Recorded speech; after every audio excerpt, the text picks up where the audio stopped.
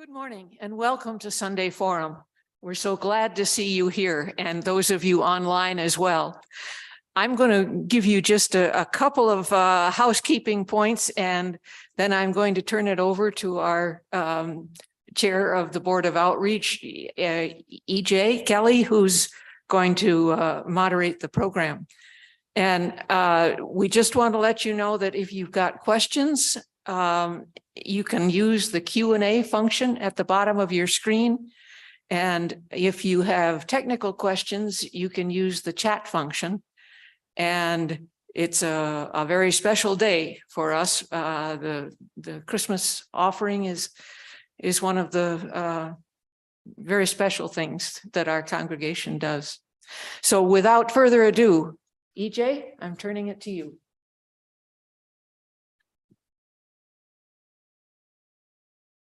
Thanks, Jackie. So let me add my own Board of Outreach welcome this morning, this third Sunday of Advent. Plymouth has a number of Advent traditions, and this morning's forum relates to one of them, the collection of the annual Christmas offering. In just a moment, you're going to hear from 3 Plymouth partners who will receive this year's Christmas offering: the Every Meal program at Green Central Elementary, Align Minneapolis, and Groveland Emergency Food Shelf. You might have noticed I just used the word partners. That's because the connection between Plymouth and these 3 organizations is so much more than just a financial transaction. Plymouth is an ongoing relationship with these organizations. We don't just support them with our treasure, but also with our time, talent, the use of our building, advocacy, and helping these organizations nurture connection between these organizations and other community organizations. Our financial support amplifies all these other non-financial means of support. So let's start with our first partner. Mary Jordan from the Board of Outreach will tell you about Every Meal. Very welcome. Thank you, EJ, and good morning, everyone. As EJ said, I'm Mary Jordan. I'm one of the board members on the Board of Outreach, and I'm here to tell you about this important new partnership that we have with Every Meal. Last fall, our board, actually, it was really late summer, our board voted unanimously to go into a partnership with Every Meal. And what we did by that was agreeing to sponsor Green Central Elementary School. This is a school that's located a little bit over a mile south of us. It's at 34th Street and 4th Avenue. And as you'll learn over this next few minutes, this partnership very closely aligns with our mission of supporting food justice and also supporting families who are experiencing food insecurity right here in our neighborhood and in our wider community. So this is very much putting our outreach time and talent into action. I can start with the first short video. More than 300,000 children in Minnesota live with food insecurity, one of the highest rates of child hunger in Minnesota in decades. And the increased level of need is expected to remain. During the pandemic, when families were forced to stay home and food insecurity grew considerably, we were able to quickly ramp up our distribution by 400%. Our growth since we started in 2010 and the 4-fold increase during the pandemic has meant one thing to us: the need is great. It's up to all of us to continue to be there for our children in our community.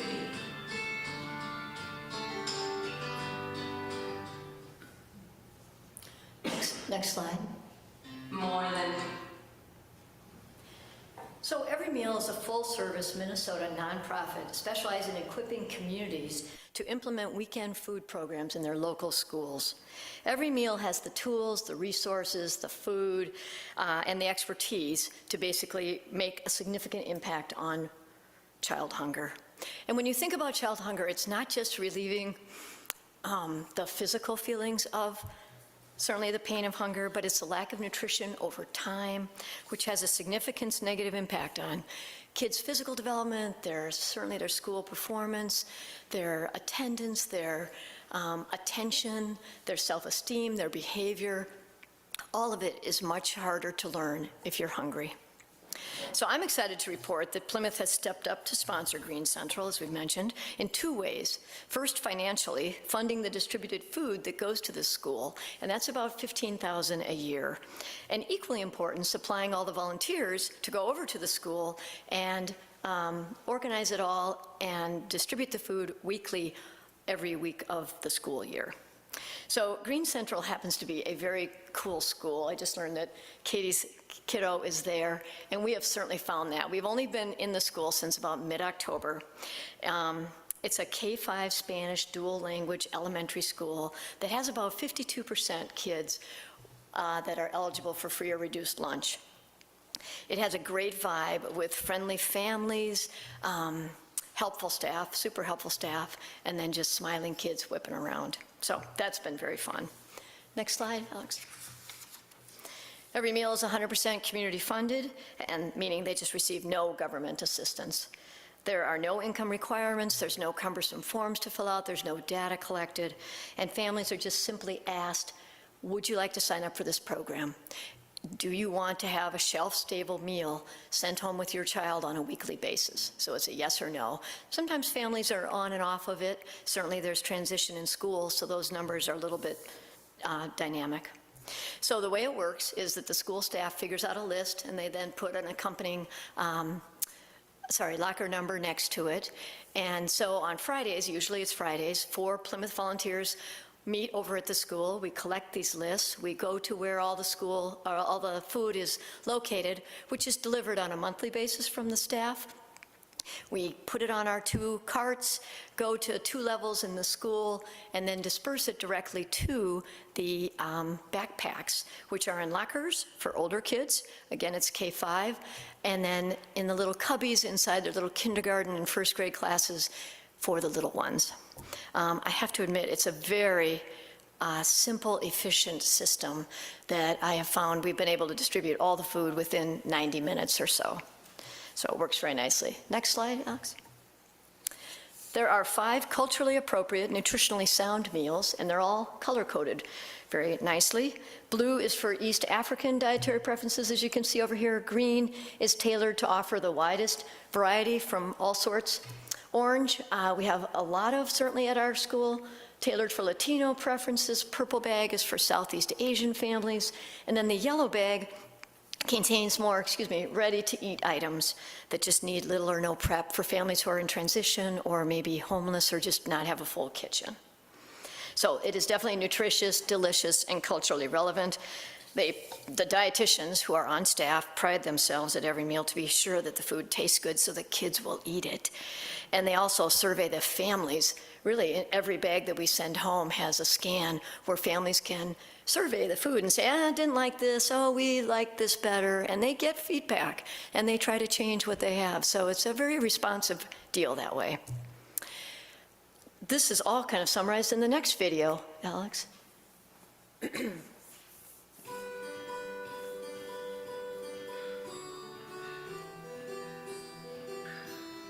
Here's how it works. At our hub warehouse in Roseville, Minnesota, we inventory all of the food we distribute to schools and community sites. We purchase the food from reputable food banks, wholesalers, and manufacturers who deliver it in bulk. Our staff dietitian works to ensure we provide good food that is nutritious, delicious, and relevant. And we provide 5 meal bag options with a variety of food reflecting the cultural diversity of the children and families we serve. We organize packing events where volunteers assemble the appropriate variety of food into each bag. They're packed into boxes and pallets and loaded onto every meal trucks for delivery to the schools. From here, the sponsor and school partnership comes to life. Sponsors are community organizations such as churches or local businesses who partner with the school to provide funding toward the program and volunteers to help distribute the meal bags. Each Friday, volunteers place individual meal bags discreetly in participating children's backpacks while they're in class. There are no income qualifications for families and no personal data is collected. Any family who requests it is provided food each week for as long as it's needed.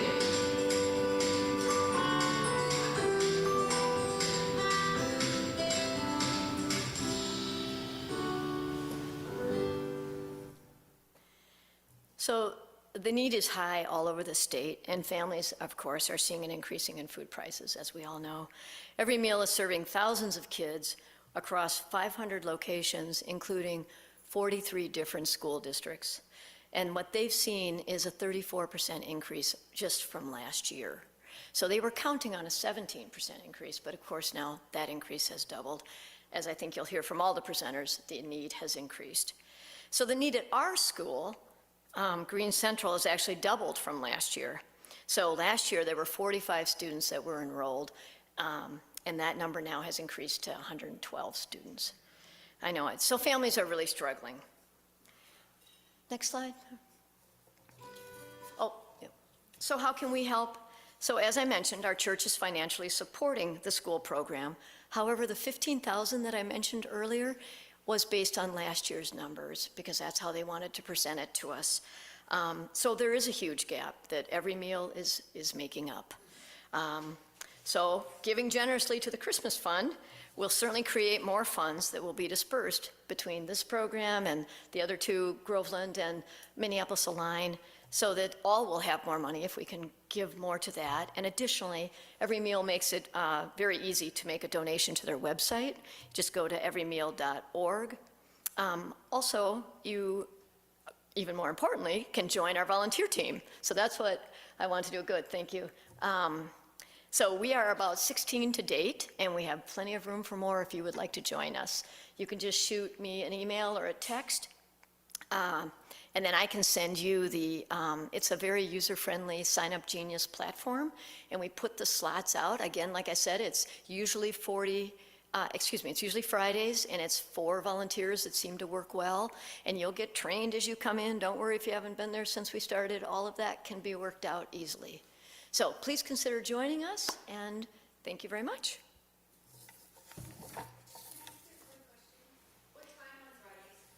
It's actually from 10 to 12 is how we set it out. There'll be more time for questions, I think, afterwards, too. So Katie, go ahead.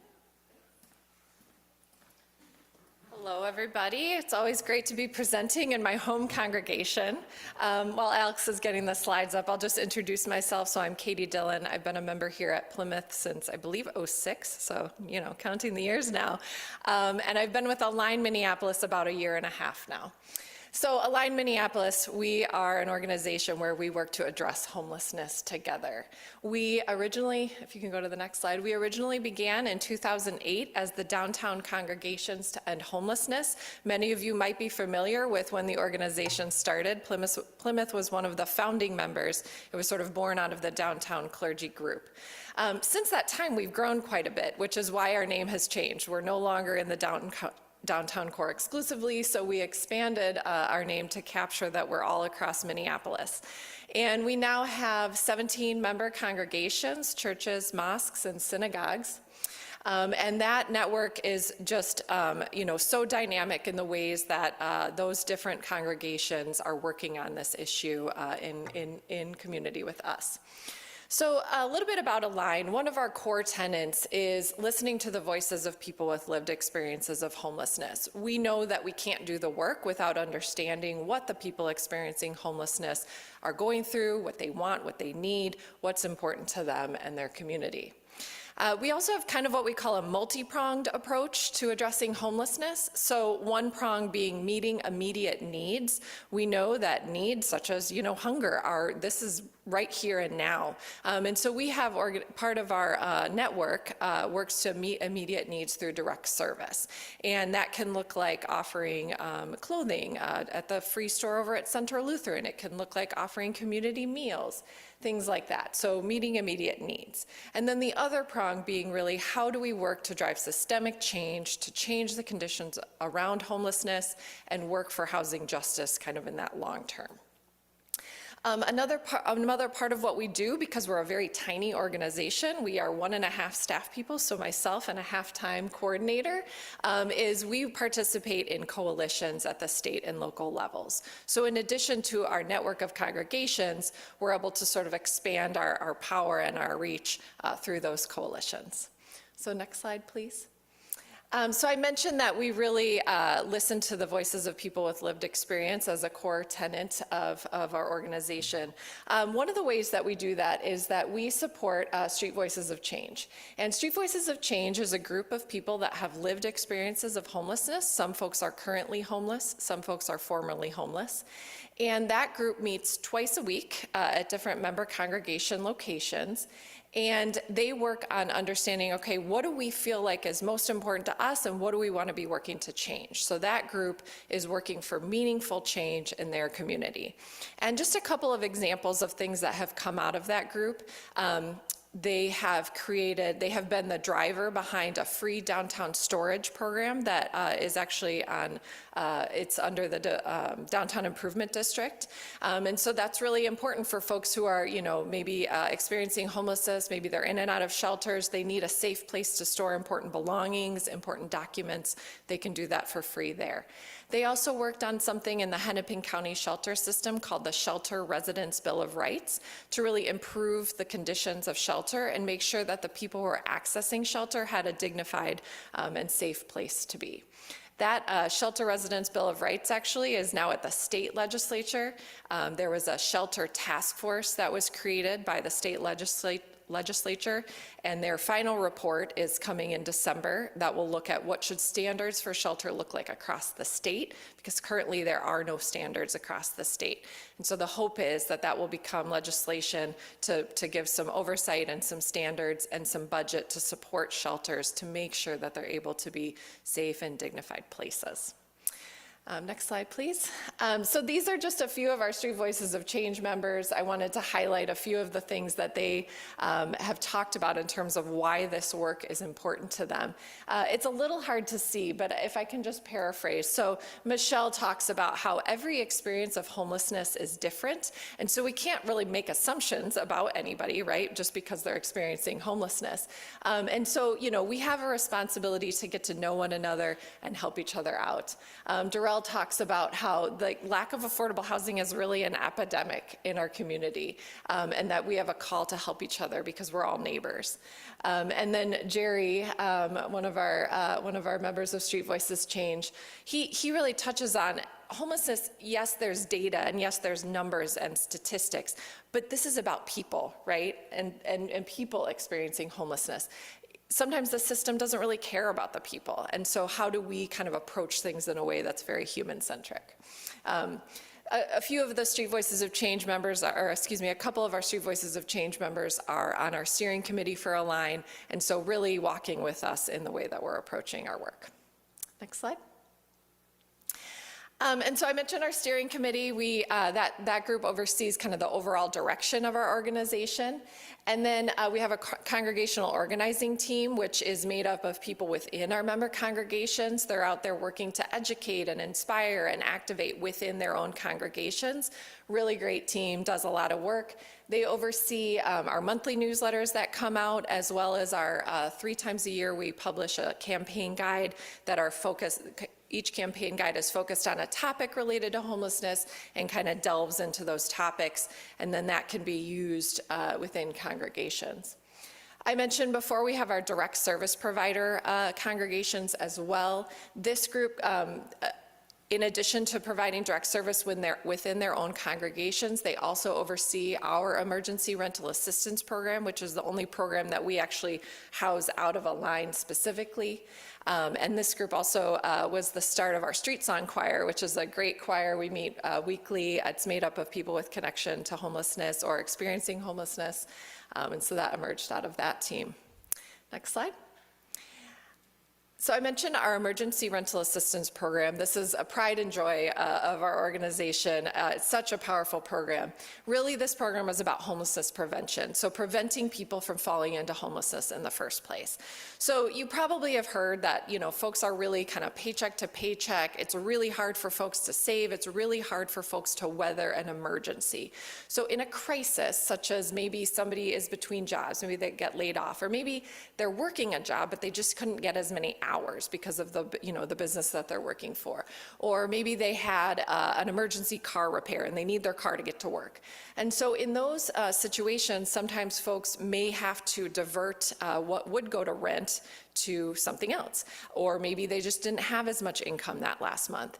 And so because, folks are living so tight on their income, they may get behind in rent. And this can put people in a really precarious position because it can be hard to get caught back up.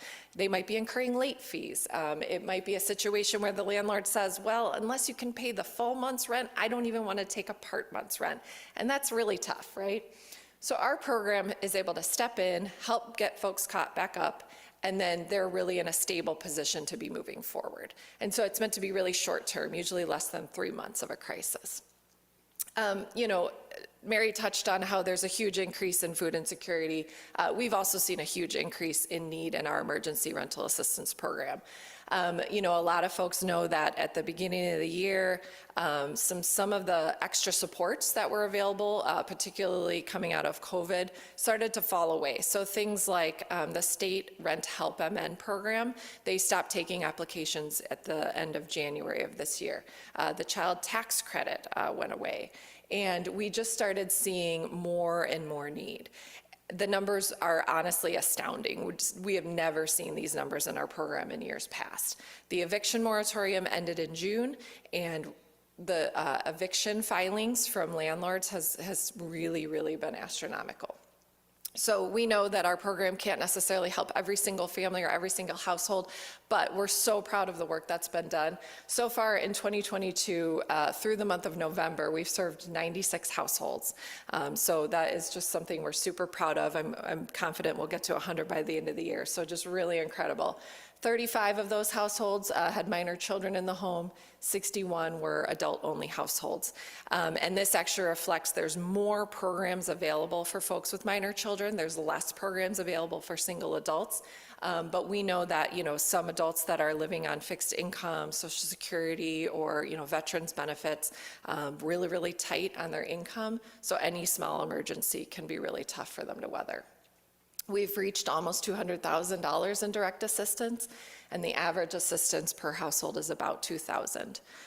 And so you can see that, for some of us, that might not be a huge number, but it's definitely a very impactful number for our folks. So I do want to get into a little bit about, what's going on with homelessness now. I mentioned a lot of the end of the supports that have happened. Of course, also we're seeing rising costs, increased rent. And so we know that there's all these pressures amid not having enough housing units in the first place, amid housing just being really unaffordable because there's a lack of units. Shelters in Minneapolis are full, they're at capacity. In fact, the family shelter, which in Hennepin County, we have a shelter all policy, meaning that if the family shelters are full, folks will be provided with vouchers for hotels, things like that. I believe they're at like 175% capacity is the last number I saw. So I mean, just way over.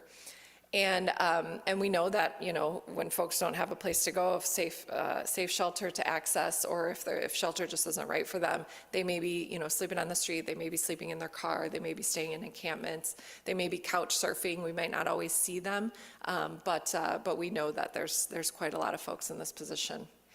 Unfortunately, we also had inaction last legislative session at the Capitol.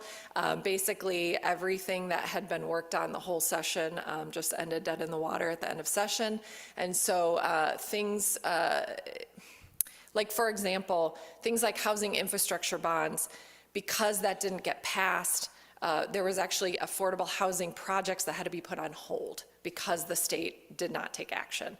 And so it puts us a year behind, right?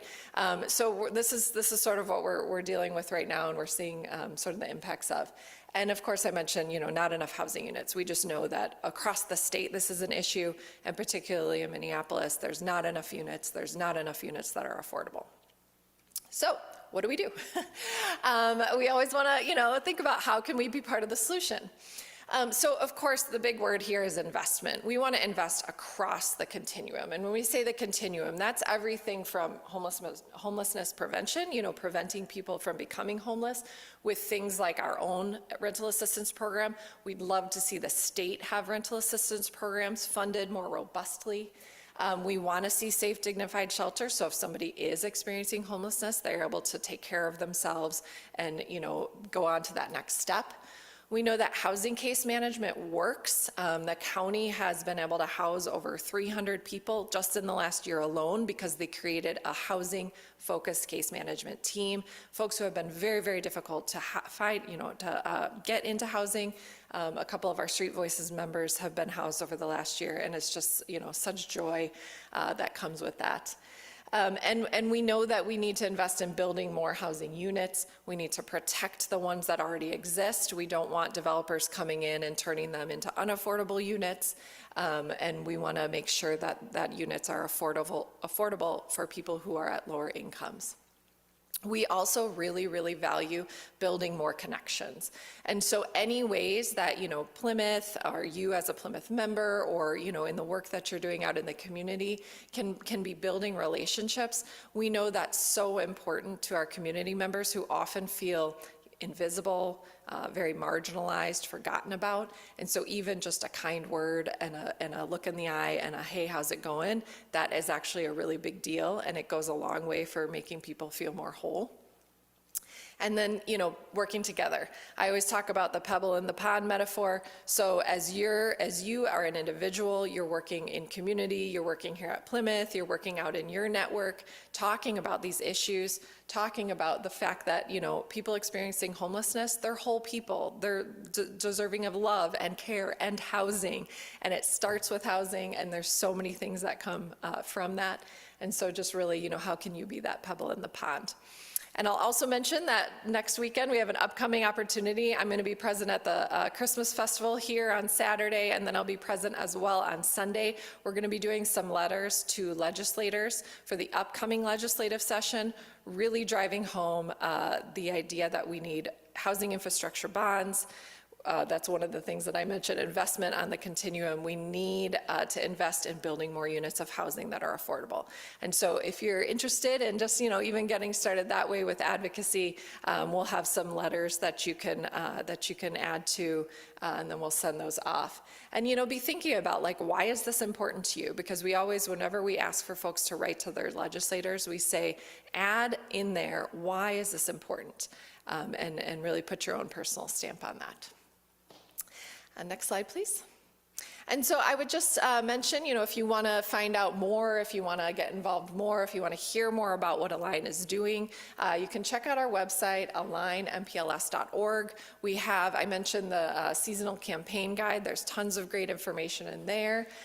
When you go onto our website, it'll ask you to sign up for our monthly newsletter if you want to, be updated monthly on what's going on. You can also sign up to be an advocacy ally and get more involved in talking to legislators about important issues. Of course, we're on social. Of course, you can reach out to me via email. You can chat with me if you see me on a Sunday. I'm always happy to talk about Align and our work. And thank you so much for having me here today.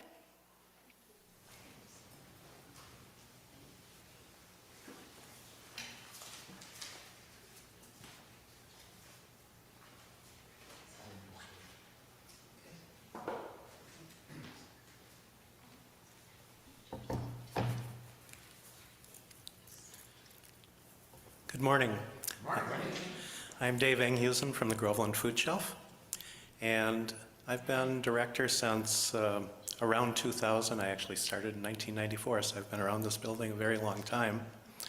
1 month from today, January 11th, I'll be retiring. So I won't be disappearing, but I won't be doing the same thing anymore. Plymouth has been very important to Groveland. It actually was started here, was part of the church. When I started at Groveland, I actually received my paycheck from Plymouth. So there have been a lot of changes. We used to just hand out bags, and we would have volunteers put in 2 soups, 2 vegetables, a green and a yellow. I got in trouble once because they were out of green beans, and I got wax beans, and it went with corn, 2 yellow vegetables. It was frowned on. So, and now we have really what looks like it's more than a corner market. We have a lot of fruits and vegetables, produce, deli items, meat, eggs, milk, dry goods, the whole thing. So that connection goes way back. We still are connected to Plymouth. 100 Hands on Wednesdays will do breakdowns of items for us. We've received a lot of diapers, which has been nice, but they come in very big boxes. And so they've been doing that. Dry goods, pet food, because if you own a pet and you don't have food for them, you end up going without yourself. We have a lot of people that the whole Align Minneapolis thing is very important. We have a number of not just people that we serve, but volunteers that are homeless. And EJ, who's here, helped one of those people get off the street, and he would have been dead a long time ago if he hadn't been able to get out. So what does a food shelf do? Well, we don't provide hot meals. We really act as a free grocery store for people that haven't funds to feed themselves. Some of it is caused by an emergency, things like a car going down, maybe they have a health issue, different things like that. And we won't see them again for months, if ever. Others, they just don't make enough to buy what they need. And if it's a choice between having a roof over their head or going hungry, a lot of times they'll go hungry. So we have that service for them. We can't ask for payment from those that we serve, and we can't push political or religious beliefs on them either. Some of the food we distribute is free. We have a number of grocery partners. They call the program Food Rescue, so we get it when it's near the end of its life. We make sure that we're not putting junk out for them, but that's part of the deal when you're doing food rescues. You take everything or you take nothing. So we have to sort through that and compost it. The things that we purchase, just as for all of us when we go to the grocery store, those prices have gone up a lot.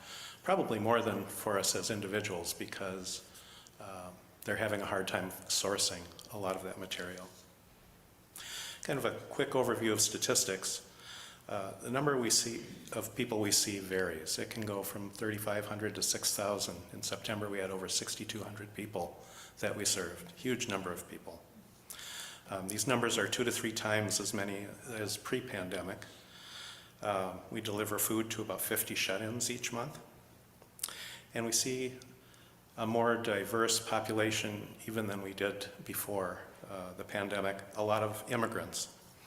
In fact, when the pandemic hit, all of a sudden we just expanded, whoop, because there were all these immigrants that did not have a job and they didn't get any of the help, any of the assistance that the state and the federal government provided. So they would come to us and get groceries, and most of them still are coming. They don't just take food, they actually help us as well. They've been good volunteers. We give out tens of thousands of pounds of food a month, sometimes over 100,000 pounds. How are we doing right now? How's Groveland doing? Well, by many metrics, we're doing pretty well. We have more money in the bank than we've ever had. We're able to provide the fresh produce, meat, milk, eggs, and dry goods. Our fresh food selection is one of the best from food shelves anyway. That's what an organization that we're looking to get a grant from told us. They'd never seen so much fresh food before. So in many ways, things are doing good that way. We also have very limited space, and we're looking at a move this month from the dining hall at Plymouth back to our traditional space, which is crowded even without bringing customers in. So that's going to be, well, it's going to be a little bit painful. We also have the imminent change in leadership. So staff and volunteers are nervous. They're afraid of the unknown. It causes some disputes between people that didn't have them before. Transitions can be difficult, and there is tension as my transition comes. So we have a lot of advantages and things going for us, but we also have some large challenges as well. I rarely talk about my religious beliefs with anyone at work because of my position, and I know there are more than a few that think I have no religious beliefs at all. Like many, I am often confused and searching, but my favorite book in the Christian Bible is Matthew. And there's a passage sometimes referred to as the greatest commandment. And that's Matthew 22, passages 35 through 40. And one of them, a lawyer asked him a question to test him. "Teacher, which commandment in the law is the greatest?" He said to him, "You shall love the Lord your God with all your heart, and with all your soul, and with all your mind. This is the greatest and first commandment. Love God above all else. And the second is like it. You shall love your neighbor as yourself. On these two commandments hang all the law and the prophets." And interestingly enough, that slightly different is also in Luke and in Mark. Okay, now a segue from that. I was reading an article in Yahoo Finance that caught my eye. It was about a fairly wealthy man who now owns a French soccer club. It was an interesting read, but one of the main stories stuck with me. The man remembered sitting around the table as one of 7 siblings debating the issues of the day. Quote, "I could hear my mom's voice saying, 'That's great, you kids have figured out the problem. Now what are you going to do about it?' That is what Groveland continually asks about the problems with hunger in our community. What are we going to do about it? I use that second portion of the greatest commandment, love your neighbor as yourself, as a guiding principle.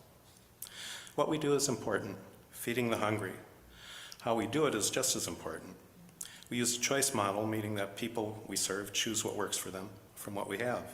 We don't try to tell people what to eat. We hire from the community. We accept volunteers from the community, also faith partners, and we get a fair number of people that need to meet requirements from community service. When donors or outside groups ask to volunteer, we accept their help. If some group, including school field trips, want to visit us, do a mission, or just get a tour, we say yes. We believe that getting the word out only helps.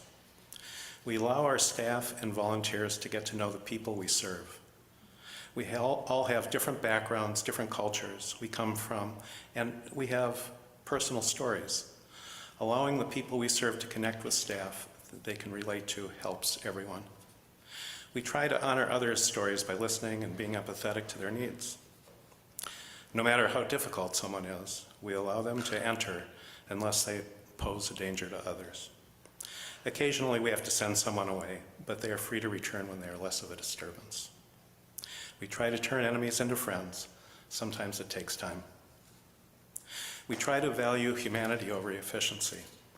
I have a granddaughter born with a piece of her brain missing. It would have been efficient to find a home for her. Some people do that, and I don't judge. I don't know their stories. We chose to make her the centerpiece of our family, and we are all better for it. I was once told that the way to get staff to behave better, and we do have some behavior problems at times, was to single out the least effective member and fire them publicly.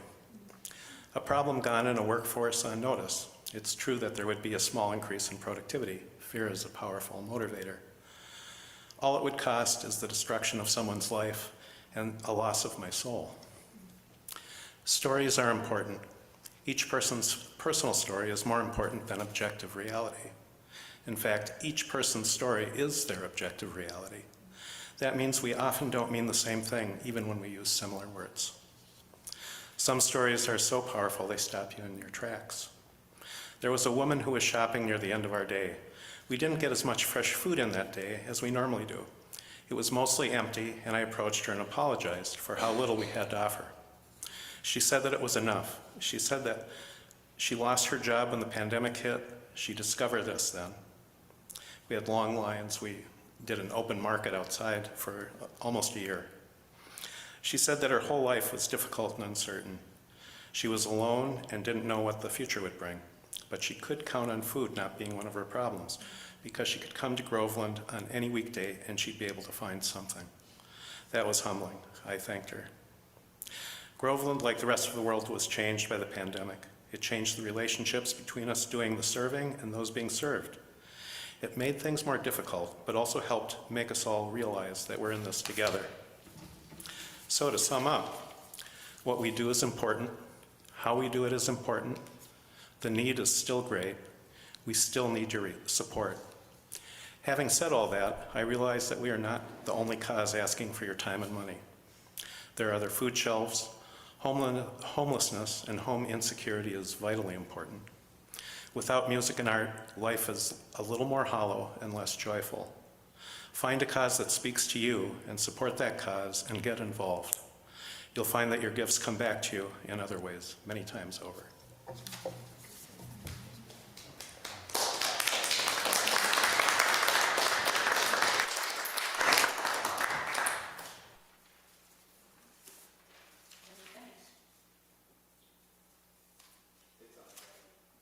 Is it on?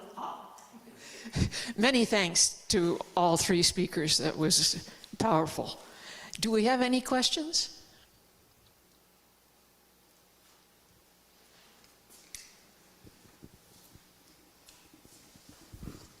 I have a question of curiosity for Katie.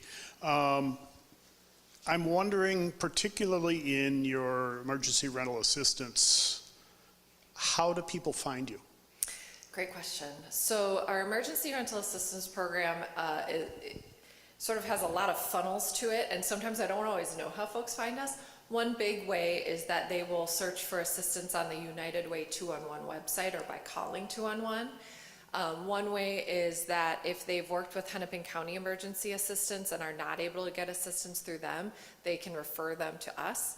There are flyers in places like, community food shelves that have our phone number, our website. Sometimes folks will connect with our member congregations. They'll call the, front desk or what have you and talk about the situation they're in. And if it sounds like it might be something that we could assist with, then they might refer them to one of our intake locations. We have 4 congregations that provide intakes right now. I will say that the need way outweighs, what we can serve, and because our program eligibility guidelines are somewhat narrow, there's a lot of folks that are not able to get assistance through our program. But for those who really fit the intent of the program, generally they're able to find us kind of any which way, and once they make their way to us, usually we can work with them. Yeah, thanks for the question. Thanks, Katie. My question was the same, and it was for Dave. How do people find Groveland other than word of mouth? It's pretty much word of mouth. We do have a website, www. Dave, use the mic. Okay, we do have a website, grovelandfoodshelf.org, and they can get information there. Most of it is word of mouth. Actually, since the pandemic, because we've had lines every day, people drive by and they're like, what is this? And somebody will tell them it's a food shelf, and so the word gets around. And we no longer have neighborhood guidelines. Was requested that food shelves drop those. And so we get people coming from all over the city. And it goes both ways, both people that want the help and people that want to help us. We're able to get to them through the website. Anything else? I have a question. You talk about how people find you. I'm also curious about how you manage to establish relations with other people doing the same thing you are. The example I think of, and there's a local band, the Belfast Cowboys, and I know they use their income to help people in an emergency way. I just wonder if groups like that somehow get connected with all of you. Yeah, so for Align, there's a lot of ways that we do it in different sort of arms of our organization. So I mentioned coalitions that we're part of. So we have like a local coalition, Make Homes Happen, which is, some organizations in the metro that are focused on housing that we're a part of. Then we have a statewide coalition, Homes for All, that we're a part of. And so we do some of that work in coalition. Specific to our emergency rental assistance program, we are connected with other what is called prevention programs within the metro, or within Hennepin County, I should say, because there are different providers that can provide assistance for certain populations and have certain streams of money. We do monthly get together to coordinate things and talk about what's going on in our programs. And so there's a little bit of that less formal way to network and refer folks, you know, if somebody isn't a good fit for our program, but they might, you know, be able to utilize another program. So there's some of that.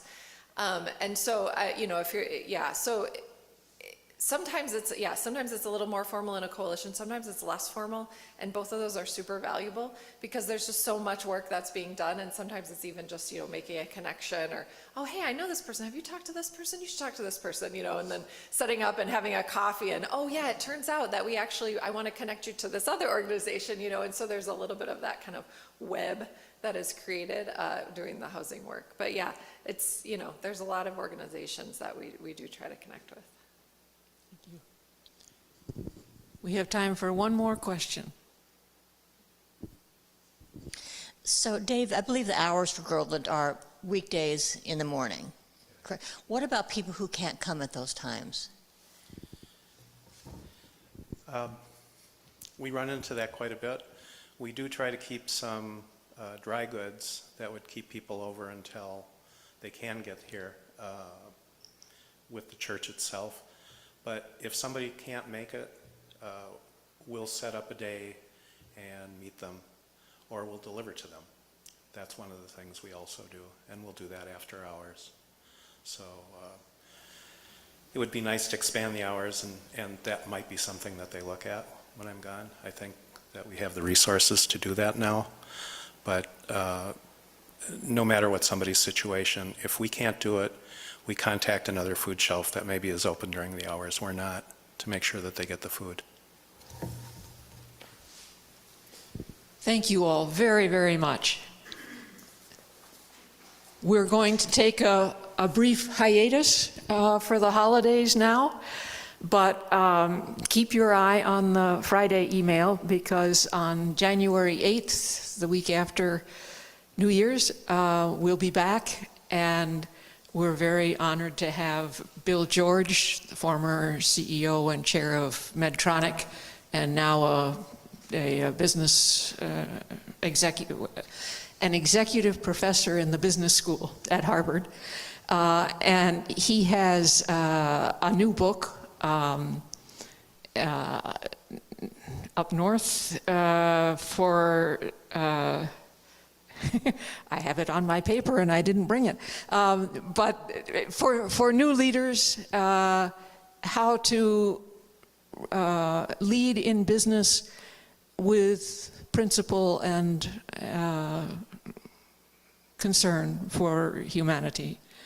And he's a wonderful speaker, and this is not his first book, and we're very anxious to be able to discuss that with him. So please join us again on January 8th, and have a wonderful holiday. And let's give one more thanks to our wonderful group here.